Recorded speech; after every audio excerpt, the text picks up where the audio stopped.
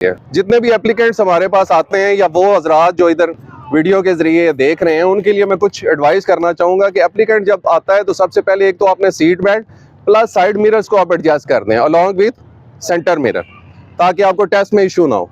चले, एप्लीकेंट ने starting point से गाड़ी स्टार्ट कर ली है और अभी उसका टेस्ट स्टार्ट है।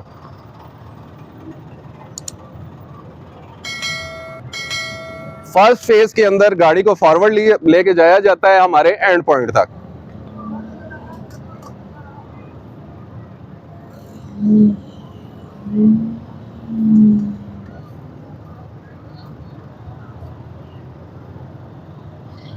ये हमारा एंड पॉइंट है, इसके ऊपर इन्होंने फर्स्ट स्टेज अपनी क्लियर कर ली है।